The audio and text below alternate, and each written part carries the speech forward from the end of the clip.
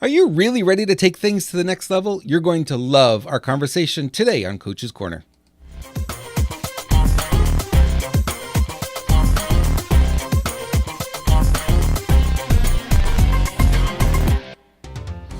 Welcome to another edition of Coach's Corner. Coach's Corner is for coaches who want more success now. Welcome to your next level. This is episode number 67. Our show today is sponsored by Marketing Thunder. MarketingThunder.com, where you can get trained by some of the top marketing experts in their field. Get 7 days of full access for just $1. And if you decide to continue, it's just $97 for unlimited access for the entire year. Hello, everyone. Welcome to Coach's Corner. Robert Imbriali here, and I'm really excited today because I've got a guest that I want to share with you. I think you're really going to love the message that she has to share. But before we get into that, I just want to give you a little gift because I know a lot of people like to learn marketing and that kind of thing for your coaching practice or maybe your regular business. I've got a great new book, actually a rewritten book called The Top 10 Marketing Mistakes and How to Avoid Them. You can get them by going to robertimbriali.com/top 10.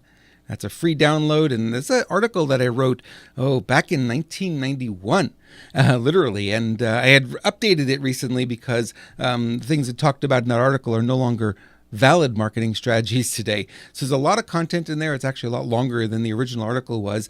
Fully updated for today's marketplace. Go get yourself a copy. robertimbriali.com/top 10. Okay, I promised you that we would bring you on some great guests here in Coach's Corner. Well, I've got one for you today. My guest today is Nafissa Shiren. She's an entrepreneur, speaker, and income growth expert specializing in helping women grow their businesses to multiple six figures and beyond. She's also the host of Living Forward TV. You can look that up on YouTube, an online show designed to educate entrepreneurs on how to make big leaps in their income quickly. Passionate about releasing subconscious blocks, Nafissa helps women entrepreneurs uncover their limiting beliefs around self-worth and abundance so that they can make more money and build a business and life that they love. I invite you to go learn more about her on her website, nafissashiren.com. And we recorded the interview a little bit earlier today because we had a little bit of a technical glitch, but it's okay. The interview is fabulous, and I'm going to play it for you right now. Well, Nafissa, welcome to the program. I'm so happy to have the chance to spend time with you today. Thank you, Robert. I'm excited to be here too. You have an amazing background story, and I really want to get into that because a lot of people that get into the entrepreneur world, they're like, well, I don't have a business background, or, I didn't learn marketing or selling or, promotional stuff. And we kind of come from that space a lot of times when we're thinking about our entrepreneurial career. But you came from a different background, and it involved horses. Tell us a little about that. So my background is in business. I worked in business for a long time in mining. But my spiritual background, my big why background came from horses. And it's been a parallel journey in my entrepreneurial journey. So when I first started, it wasn't necessarily about the horses, but the horses were something that helped me develop as I went through my own career. Mm-hmm. And so my business has really morphed into bringing them into it and being about them 100%. So we were just chatting before we went online. I describe myself as an accidental horseman. And I don't use the word equestrian. I love that term. I just love it. It happened by accident, right? And I don't consider myself an equestrian because, I do ride, but I'm not about riding. I'm about the relationship with the horse. And so there's an expression in the natural horsemanship world. It's like your horse knows the difference between a rider and a horseman.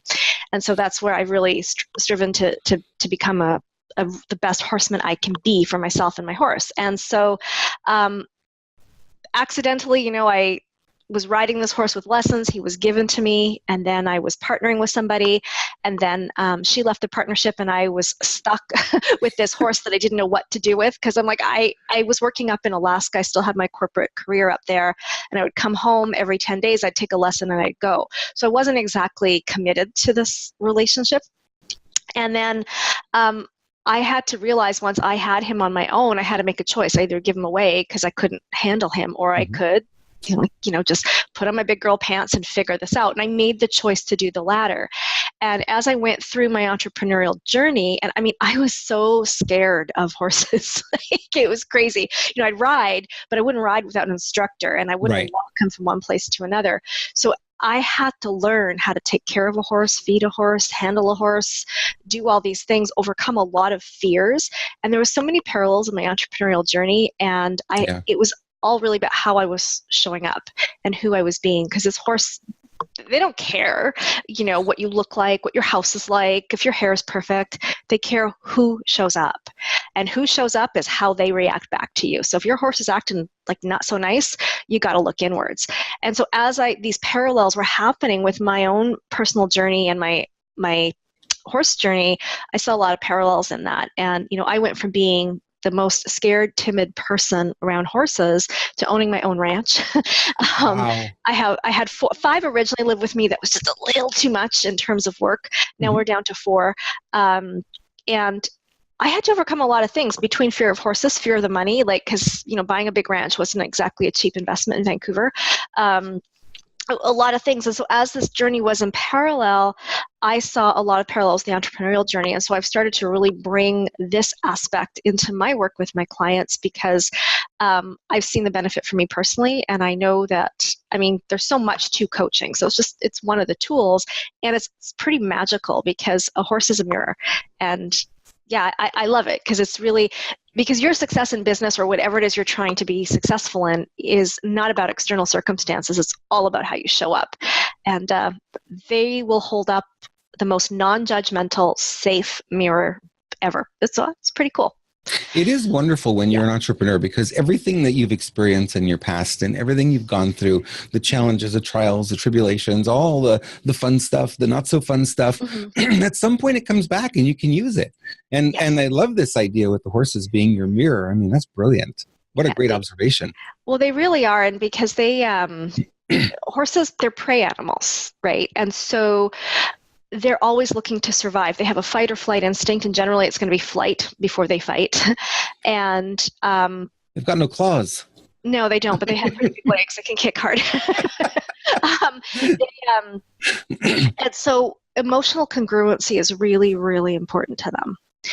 And they're really good barometers of your energy and how you're showing up with yourself and other people, because how you do one thing is how you do everything. Right, exactly. Yeah. And so they're going to tell you how you're showing up. I remember one day I was having a really rough day in my business. I think Infusionsoft crashed and my merchant processor wasn't connecting. And, that's a story I've never heard before. Never, right?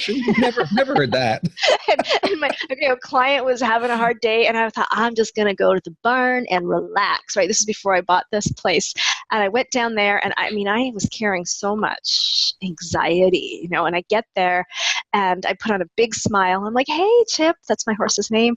And he turned away, and the more I talked, the bigger and bigger he made himself, even though I was being friendly.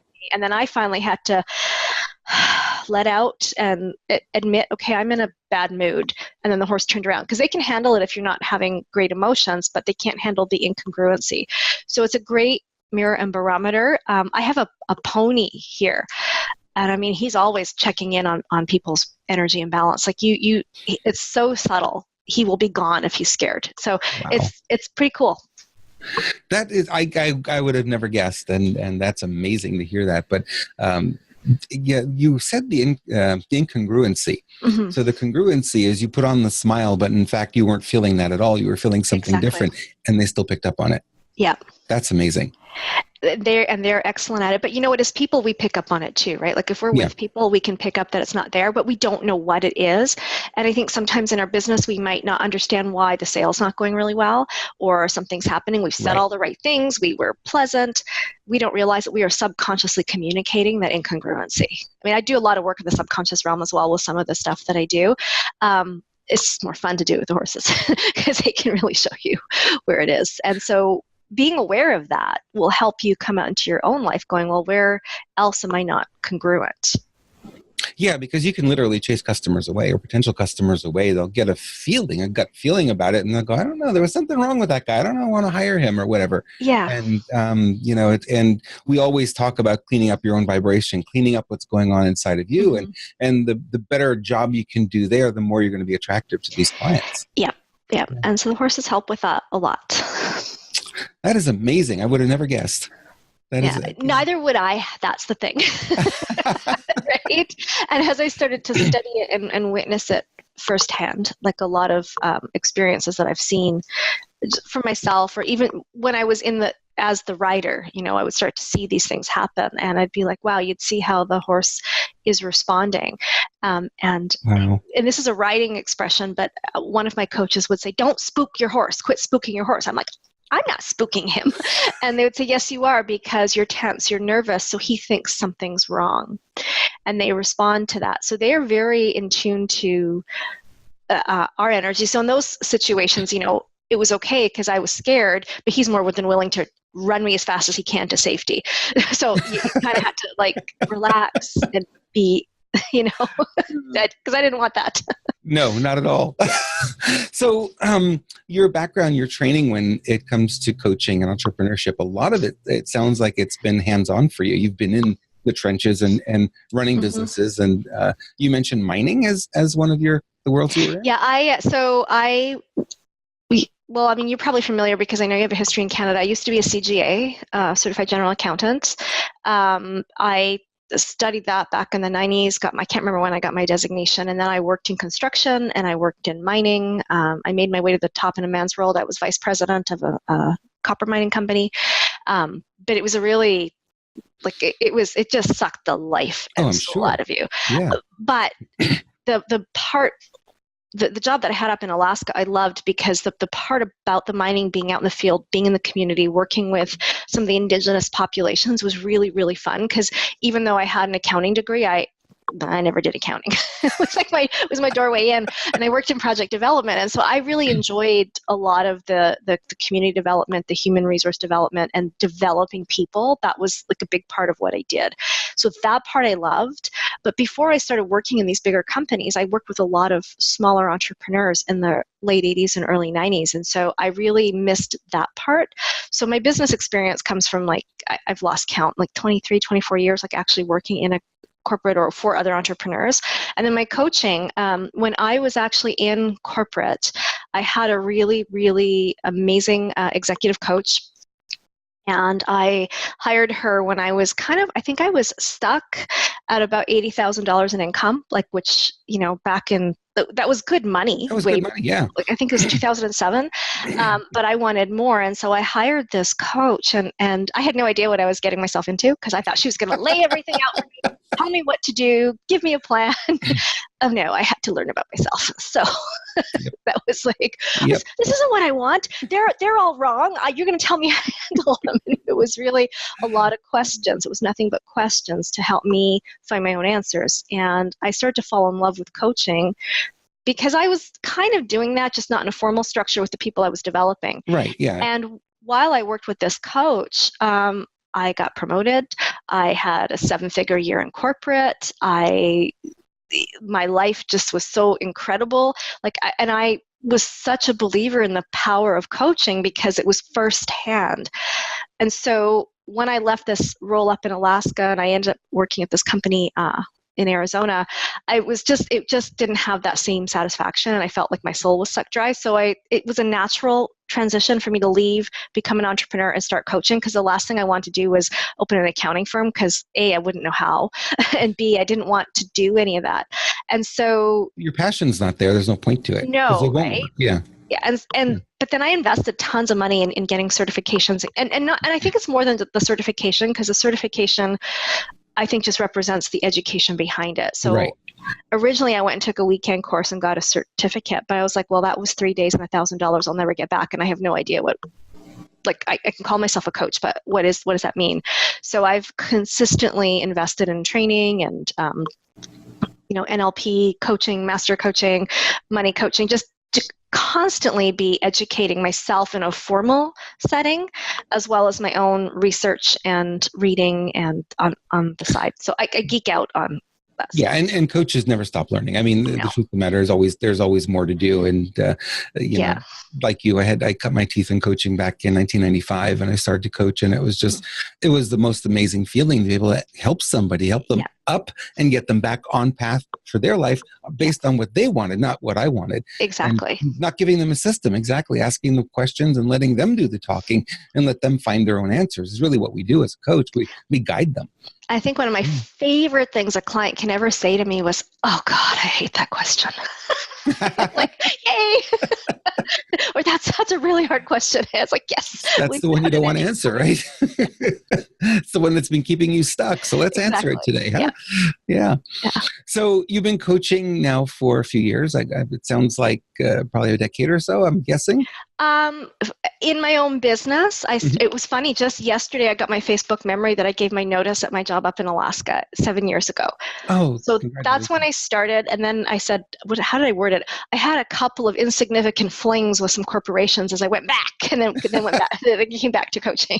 So in 2013, I went full time, but I dabbled for 2 years, 2011 and 2012. Wonderful. So what kind of people do you work with primarily? I work primarily with entrepreneurs that are like poised for six figures or at six figures and want to leap it. I don't really work with beginner entrepreneurs unless they're starting a new business and they've had one, or they know how to do certain things. Yep. But generally with service-based entrepreneurs that want to get to that next level and know that, they need strategy, and I can help them because to me, business is so simple, but what's really getting in their way is how they're thinking, because the strategy is not going to work if their mind isn't working. So I like to bring aligned. We are so aligned on that one. Oh my gosh. Yeah. Well, it's like my favorite expression by Dolly Parton is like, if instructions worked, we'd all be rich and thin. So there's more to it. So true. Yeah. I get people calling me all the time, and they'll call up and they'll say, you know what, I'm just not making enough money online, blah, blah, blah. And I think it's my funnel's not working, or my shopping cart's not right. And, I do all that tech stuff, and I know all about that whole market. I've been playing in that. I've been online now since 1984. So I've been there for a while.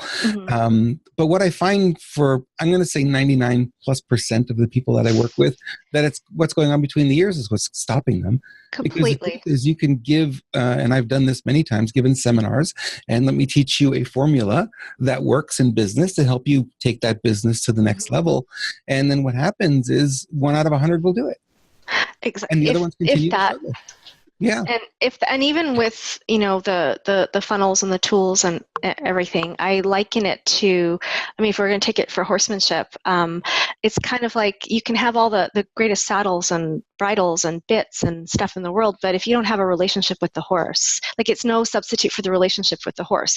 Or if you're building a house, you can have the best tools available, but if you don't know how to build a house, they're not going to help you. Tools don't work, yeah. So those tools are only as effective as you are. And people sometimes might have a successful launch, but the next time they don't understand why. And I personally think obviously, I don't mean to be a hypocrite because I am online and I do a lot of stuff online, but I had to learn how to do it offline first. I had to learn how to sell, because when I came out of corporate, the one thing, I knew a lot about business, but I did not know how to sell. Right. So I could negotiate, and they'd send me in to deal with the underground miners, and I would negotiate 8-figure contracts with them and with the native corporations, no problem. Negotiate my own salary to have the success I did, no problem. Because I was negotiating with on behalf of someone else or with a corporation. Mm-hmm. My own business, I worked for free for the first year. And then finally I had somebody who was like, I'm not going to work with you unless you charge me. So I was like, okay, that's $25.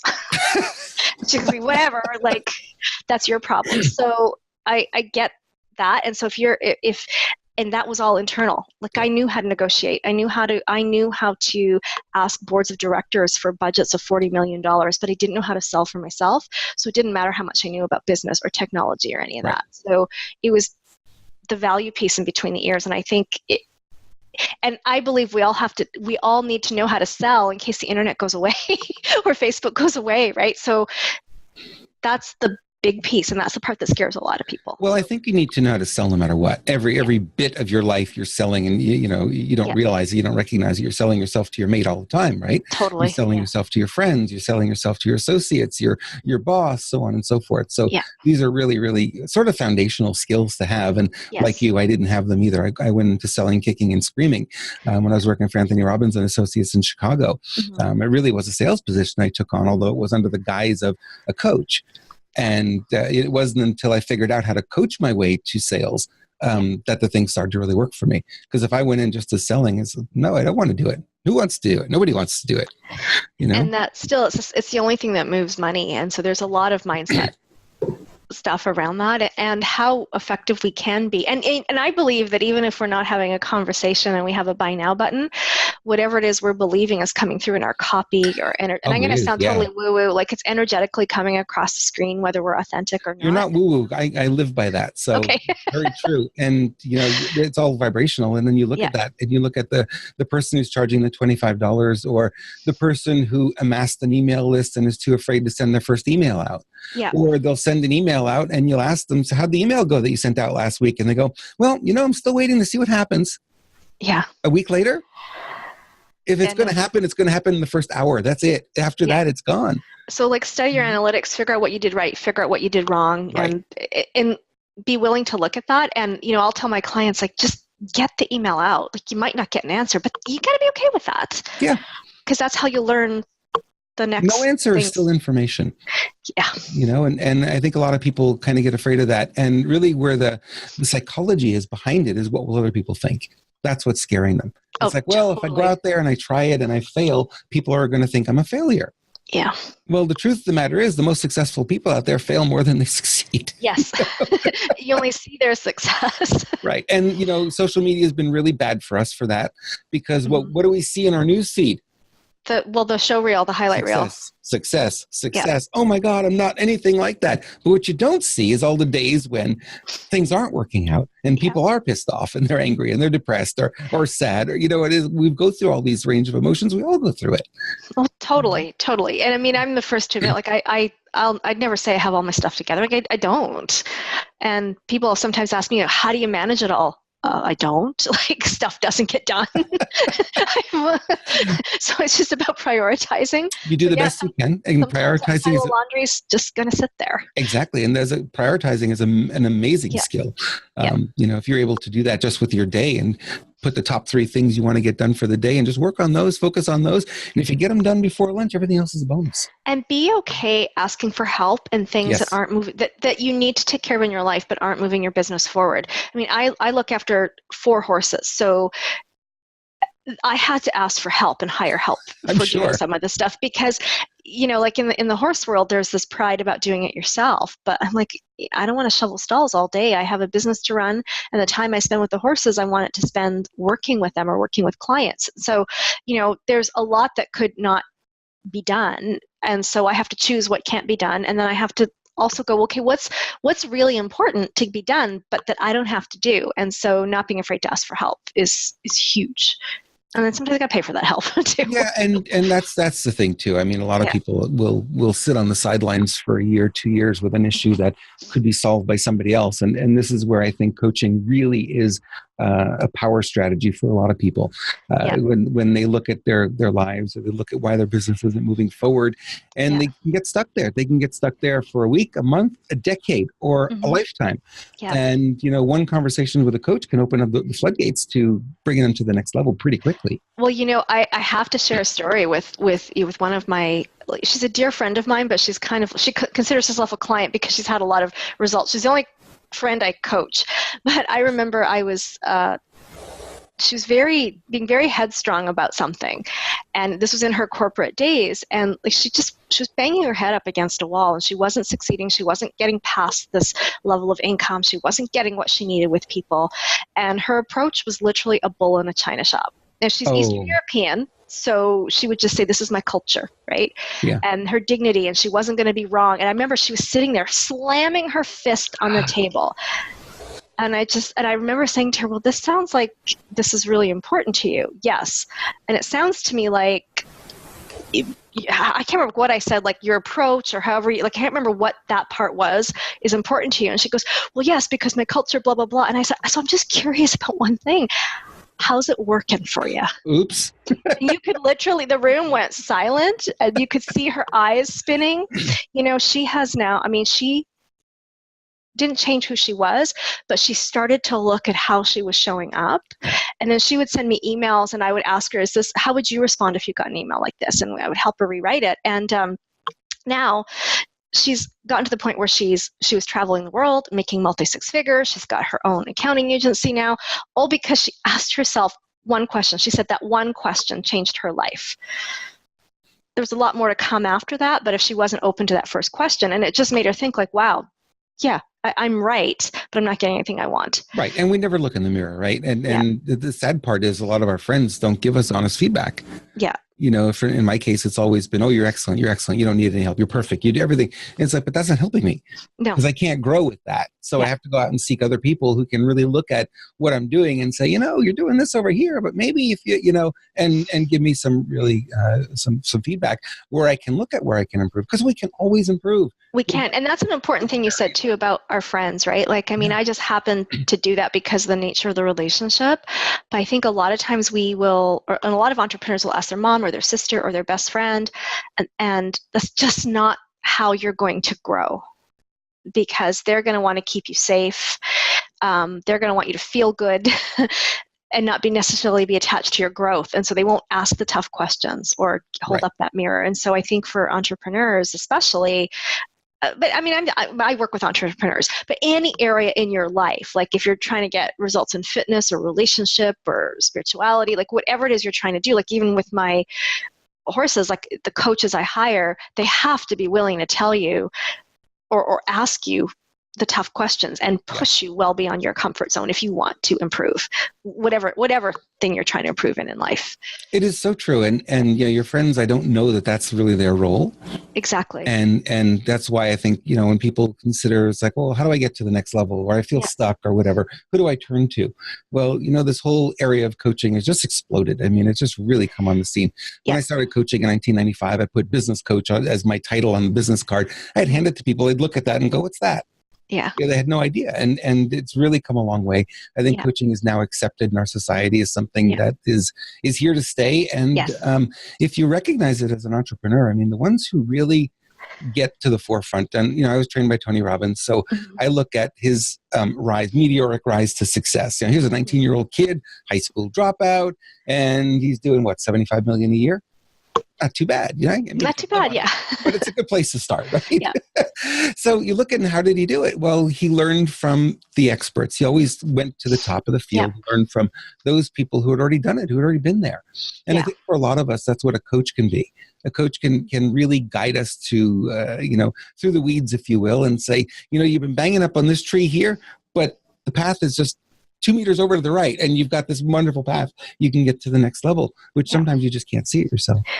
Well, and I think one of my favorite quotes, and it's on the wall in my own mentor's office, is by Leland Val Van de Waal, where he says, like, that the degree to which a person can grow is directly proportional to the amount of truth that he or she can accept about themselves without running away. And a good coach is not going to be afraid to help you see that mirror. What you choose to do with it is up to you. Now, it's not about being unkind, right? I mean, Right. I would never be unkind to a client, but I'm also not kind to them if I just say, hey, that's great. If I'm not seeing something and say, hey, I've noticed a pattern here, or asking a question about something like, or did you just hear how you said that? And make them go, oh, what did I say, right? That's in service to them, and being willing to receive that. I mean, my greatest areas of growth have been when I've had some of the worst VIP days of my life with my own mentor. I just walk out like wanting to curl up in the fetal position and crawl under a desk, right? And then boom, things explode because I've had to go and face and meet myself. Horses can do that too. It's still a little gentler. Yeah, we don't know how we're showing up. We don't know how we're being received. Yeah. We have this idea of how it is in our minds because Yeah. that's the way we might want to act, but then we don't know in different circumstances how we're Yeah. being received. Yeah. Yeah, no, That's a big one. That's really important as far as getting a coach. Let's talk a little bit about some of the other training that you've done. I know you mentioned NLP and some other things that you've done that you bring to the coaching world. So, how long you The got? list is long, huh?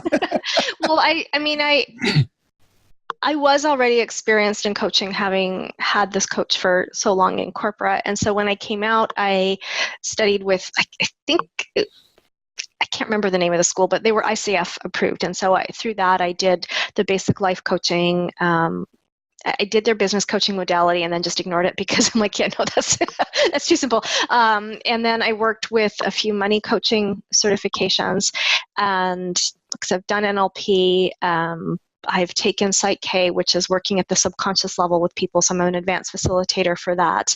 I've also studied eating psychology coaching. I've done all my personal training. Not that I'm a fitness coach, but I just understand a lot of what goes on with that. So I've always been developing on that aspect of all the just what makes a person whole.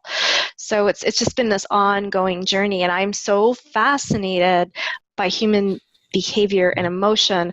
I believe that the money or the career is just a side effect of what's going on inside.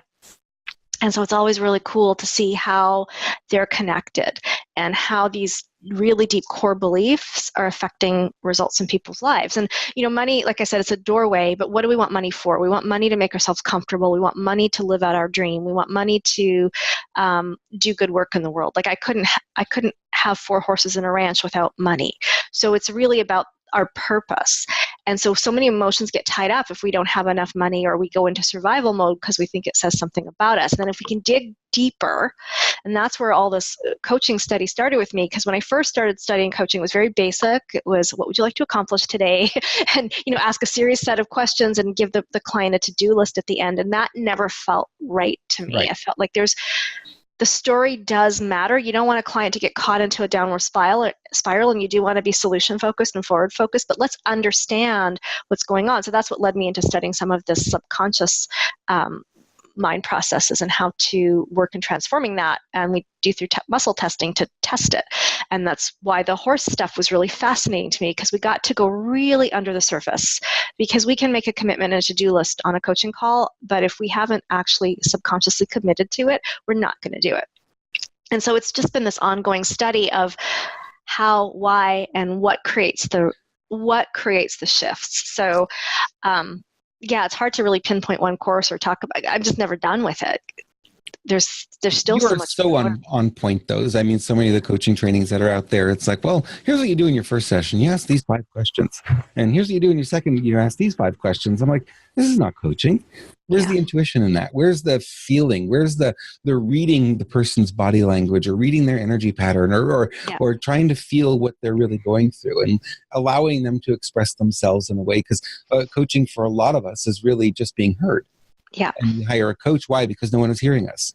Yeah. Right? I mean, that's a good start. And I think sometimes it can prepare you for the deeper stuff, because if someone's never done, and I'm speaking from my own experience, I don't know that I could have handled, like the type of coach I hire now for myself, I could never have handled it 12 years ago. Oh, really? Well, and I had to get in, I had to learn how to be coached, I had to learn to look in the mirror, and I had to learn to start wanting to more and more of that, to really develop. But I find that, working with people. So like yesterday, I did a VIP day with a client, and she has done phenomenal in the time we've worked together. Like she's turned her annual income into a monthly one. She's done a lot of things, but now she's stuck again. And what's interesting is where she's stuck, it's a bigger amount of money for sure, but it's the same thing being stuck. And so we ended up doing an energy clearing and a balance to find out where her core belief was. And they were beliefs, and we found that through the muscle testing, because your body does not lie. Like you're talking my language. Muscle testing, energy clear. Now you're talking my language. So your body doesn't lie, right? No, it doesn't. You cannot hold that muscle if you have subconscious stress on it. And we found out that there was some core beliefs about her feeling about being lovable and her feeling about being worthy, and expecting others to be responsible for her. So, and she was kind of stunned, because she doesn't consciously think that way. But she's holding that energy.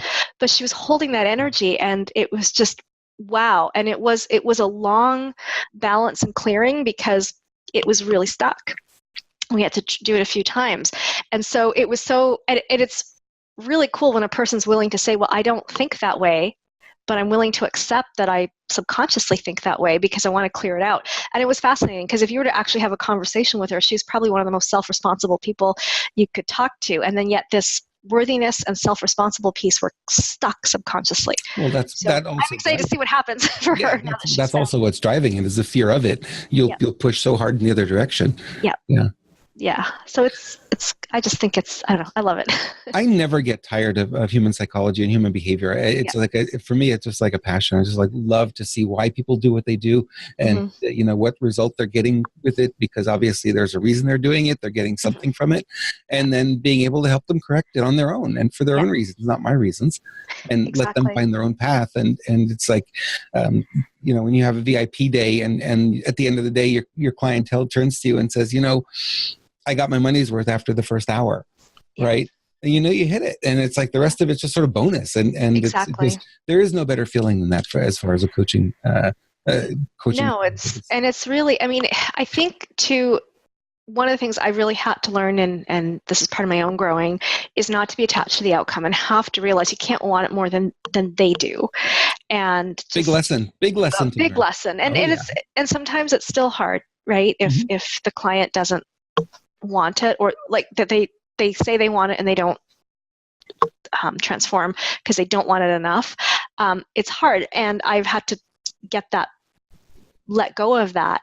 And so when I see somebody actually take those steps, be brave, dig deep, do the work, change, and suddenly go from struggling to making a lot of money, to having their relationships better, to creating everything they want, I didn't do that. They did it. They did it. I held up a mirror. I asked the questions. I might have facilitated and done some energy work with them. None of that would work if they don't show up 100%. And to see somebody do that, but that was what drove me in corporate too, right? When my job went just back to being like a number cruncher, I got out of there. So it's what? No people? well, and just seeing people do what they thought they couldn't do, like that's to me is.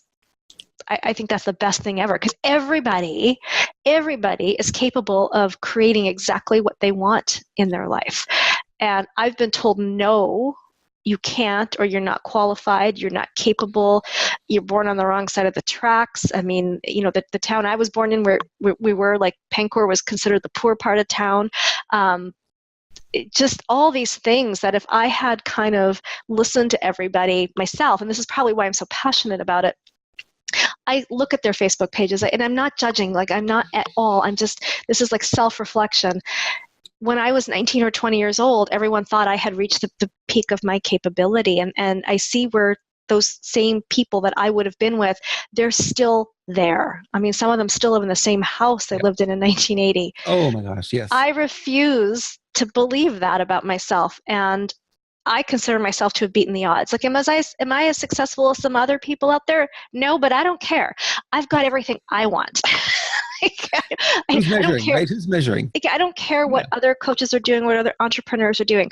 I care that I get to wake up, go outside, play with my horses, come in, do work I love, have the money to do things I want, enjoy my life, and then enjoy my evening.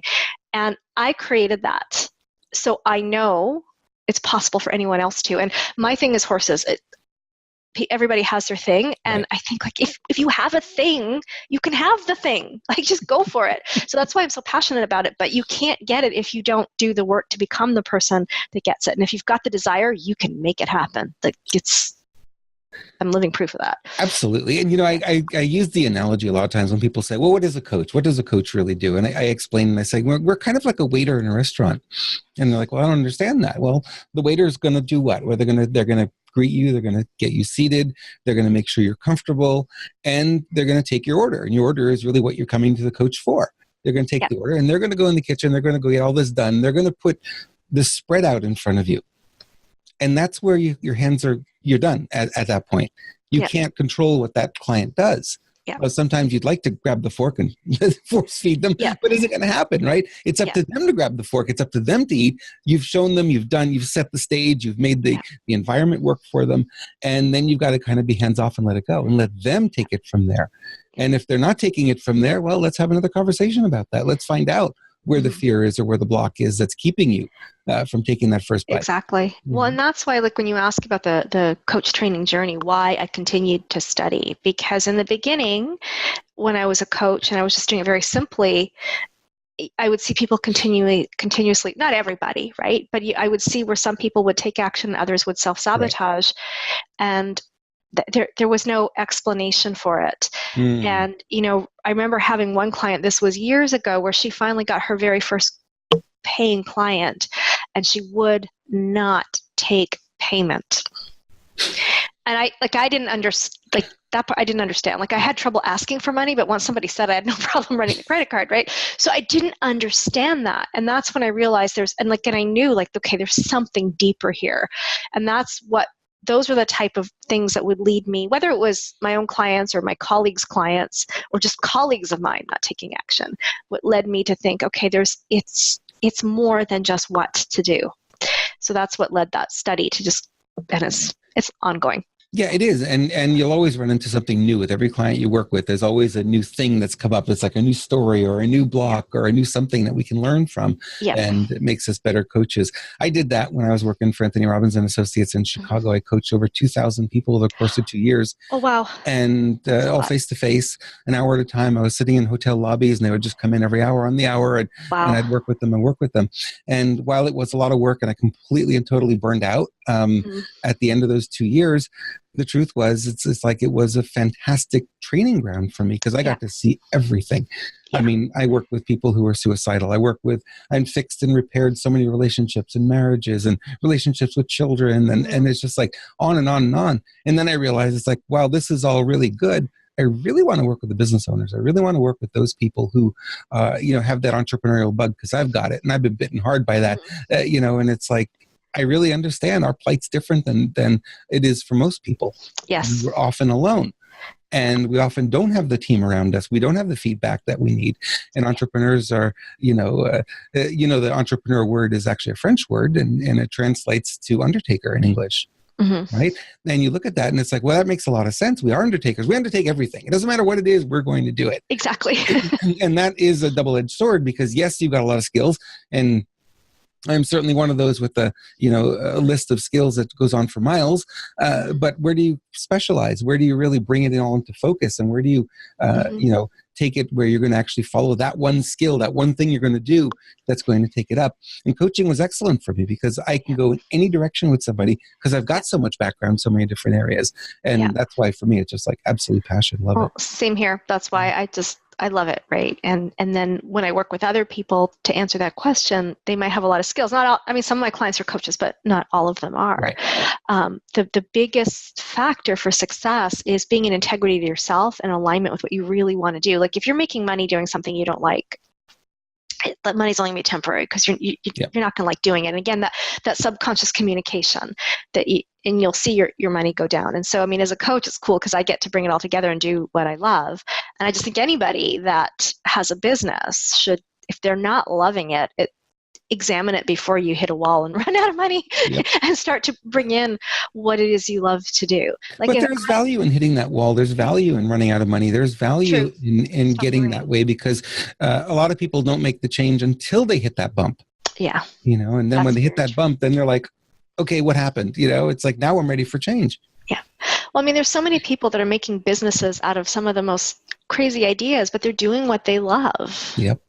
My mentor asked me a few years ago, he said, do you want to go play with horses, or do you want to be a leading coach in the industry? And I was so mad, because I thought he's saying I have to choose. And then I'm like, wait a minute, what if I brought them together? And again, it was the question, right? The question. I never, up until that moment, never thought I could bring them together. And that's when it got better, because then I was really doing what I loved.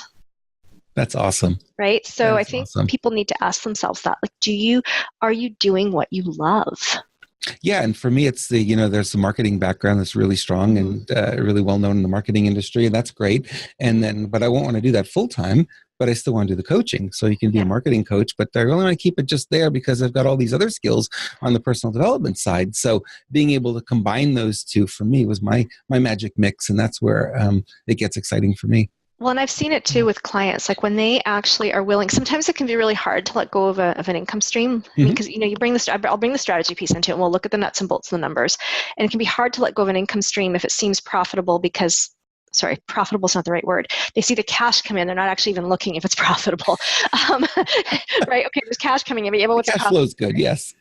To actually let go of it, if it's not actually profitable or it's not bringing them joy. And I have seen time and again, when they're willing to do that, that is when they soar. There is going to be a discomfort, of course, right away. But one of my clients, she was an interior designer, and she was selling by the hour, and she was not comfortable. She didn't like the type of client she was attracting, and so she started to offer packages because her whole thing is very high end, and she didn't want, I can't remember what the number was, but she didn't want to get out of bed for a certain amount, yet she was constantly doing that, right? And so she had this minimum threshold of a client that she wanted to take on. So I finally said to her, so how come you're taking on clients that are less than that? Right. And she's like, well, because that's all I have. I said, well, then you're never going to have time for the higher ones. Right. So she had to make the decision to choose what kind of clients she wanted to work with and choose the type of jobs she wanted to work with, because she was really particular. And it was scary to let go of the type of jobs she didn't want, like lots of construction, things that were not interesting to her. Well, the financial security was there, so that's totally what drives that. But when she let go of all of that and put it in what I love to do and want to do, she took it over $1 million, right?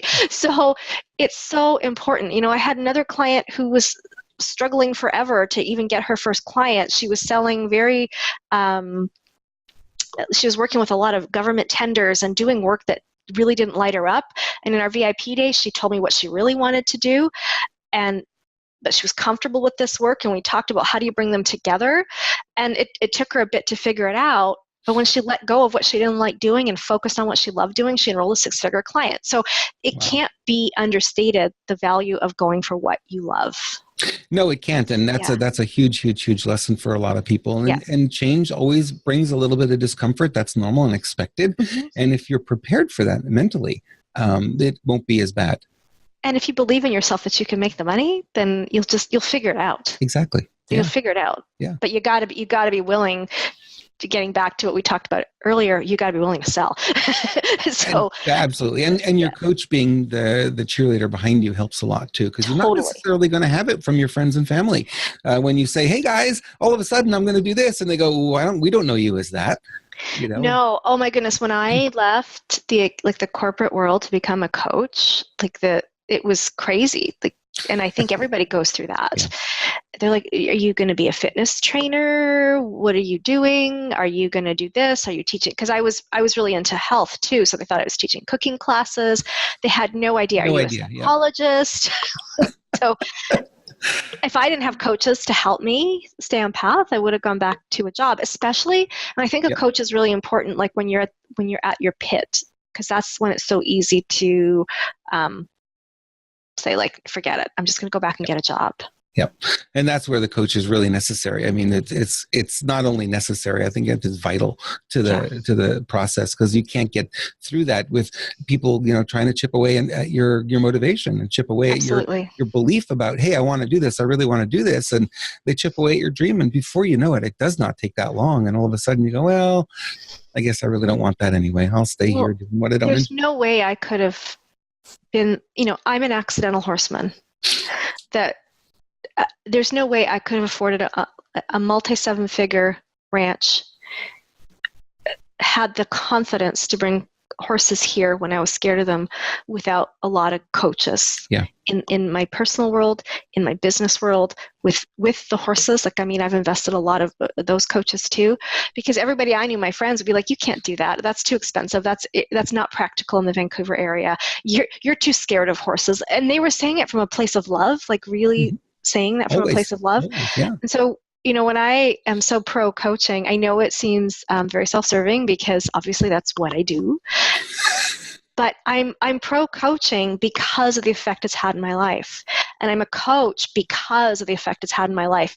I'm so passionate about it that I want to bring it forward. So when I speak about it from that perspective, I am speaking about it as a coachee, not a coach. Awesome. And so that's, I think everybody should have one. Yeah, let's talk about the kind of clients you work with, and let's talk about how they can work with you. If someone's watching this and going, "Oh my gosh, I just have to work with you. You're amazing. You've got, you're pushing all the right buttons, saying all the right things. You have that instant feeling of connection with somebody when you meet them for the first time." Well, like I said, I work with entrepreneurs that are at that level, like close to 6 figures or at it, and they want to expand it and make a big leap. tend to work primarily one-on-one with clients, whether for 4 months or a year. When we work together for a year, I believe the power of community is really important. So with my private clients, there is a whole community aspect to that. And so there's group VIP days and masterminds that happen as well. So it's a hybrid, and I believe I put that in place because that's what worked best for me. So that's what I bring to my clients. And so that's generally how people can work with me, or a VIP day if they want to come out here my ranch is called Believe and See Ranch because I had to believe it to see it. You can come out here for a VIP day with the horses and to do some transformational work and subconscious work. There's just, and have a great experience and, maybe transform and pull out that one thing that's stopping them. Like yesterday, it was like a really core belief. I mean, this is a client I'm going to be working with for a whole year, but if that was all she did, we would have changed her life yesterday too. So that's how people can work with me. Yeah, that is the most amazing part of coaching is when you know you've made that impact on them. And how about horses? How do they fit into your VIP days? So if somebody wants to have an equine alchemy VIP day, they would actually have the VIP day here at my ranch, Believe and See Ranch. And so it would be like any other VIP day, right? We would look at what you want to accomplish, what are the beliefs you're having, and based on what comes through in their intake or their session would affect the type of exercise we would choose to do with the horse. Like if somebody's having trouble with boundaries, horses are really good at teaching boundaries because most of them don't have any. So they're just going to come up in your face. So how do you move that horse away from you with confidence, courage, and kindness? That same energy you can use in your life, right? Wow. If you're afraid of being a leader, can you lead this horse?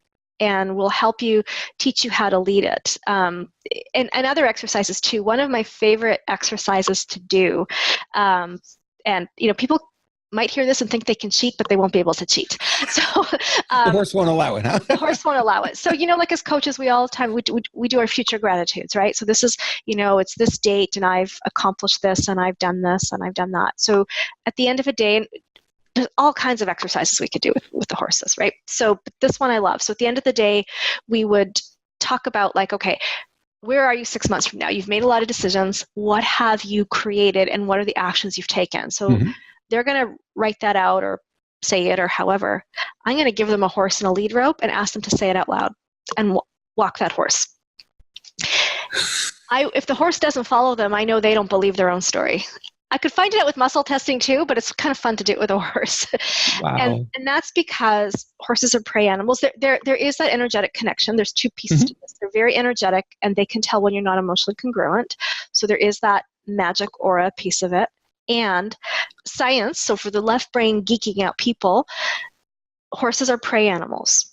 And your body is your subconscious mind. If you don't believe what you're saying, like you're going to be a little bit hesitant in your body, whether you're aware of it or not. You can't lead a horse if you're hesitant. They don't trust you. It's scary. They're not going to go anywhere. So you can get a lot of feedback. So that's just one type of exercise, right? It's simple, but yet so powerful. Very powerful. Yeah. There's exercises where we can do body scans and see where we're like, do a body scan on yourself. See, what are you feeling? And when you're coaching a person, and this is really cool, like when you're coaching somebody in front of a horse, so you might not even be involving the horse in the exercise at all. And they're just standing there as witness and holding space. So they're very good at holding space. So if you're talking, whatever can come up, right? If you watch that horse, when this person is struggling or not at congruence or not fully in alignment with themselves, the horse is looking away or they're pacing or whatever. When that person comes to congruence, and I've seen it happen every single time, the horse will blow out, they'll lick and chew, they'll come around. And wow. And for those who aren't like horse people or experienced with it, is so magical. I mean, I'm around them all the time, and I'm still finding it magical.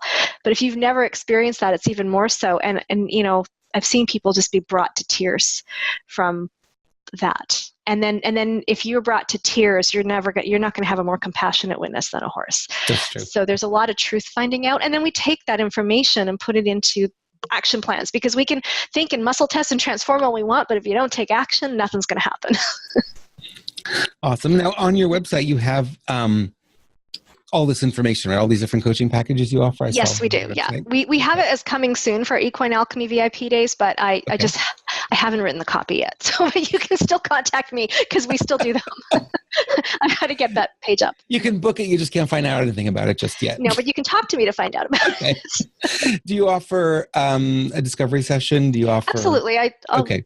And that's all on my website too. If people Okay. want to talk to me, I'm happy to have a complimentary conversation with them. Awesome. I had a lot of fun today. Yeah, I did too. It was really fun. You are amazing. I love it when I can geek out on some of the geeky out stuff with other coaches because it's cool. Yeah, we can geek out in any direction you want to go, in technology or coaching or psychology, whatever, even muscle testing, energy. But the horses I'm not familiar with, but I'm very. You'll have to come up here and experience it yourself. Absolutely, that'd be so much fun. Yeah. Awesome. Well, thank you so much. Thanks for being with us. And we'll look forward to having a look at your website, learn a little bit more about you. And boy, this was fun. We're going to do this again for sure. It was a lot of fun. Thanks so much, Robert. All right. I had a really great time chatting with Nafissa today. Hopefully you got a lot of value out of that conversation. There were a lot of little golden nuggets in there. I know I've been taking some notes as we were going through that, and I hope you were as well. I want to take just some quick moment here to thank our sponsor. MarketingThunder.com is our sponsor today, where we have experts that will show you how to get more customers and make more money now, and you can get access to this entire website of training for just $1 for full 7 days. And if you decide to continue, it's just $97 for the entire year of unlimited access. And we've got some great trainers in there. Some of these faces you may recognize. We're adding more all the time. And I got to tell you something, it's very simple. You just go to marketingthunder.com, click the login button. You'll be presented with this little screen. You log in, and on the inside, you're going to see there's a lot of different categories you can choose from coaching, marketing, information marketing, content and new media, list building, publishing, success and motivation, and we've got some bonuses in there for you as well. So one of the things that you'll really enjoy is one of the bonus courses. If you are a coach, you're going to love this, and I really highly suggest you get in. Just even for the $1 trial, go in and watch this program. It's called Going Viral, and it shows you how to create social media content that gets likes, shares, and engagement. Now, this is a course that I normally sell for like $197, sometimes a little bit more, sometimes a little bit less, but at average it's about $197. But you can get access to it absolutely free when you go to marketingthunder.com and sign up for your 7-day trial. All right. Thank you so much for watching this episode of Coach's Corner. I hope you'll share it with your friends. Give us a thumbs up. Let us know that you liked this episode. We'd love to get those thumbs up, and I look forward to seeing you again next time. Thanks so much for watching.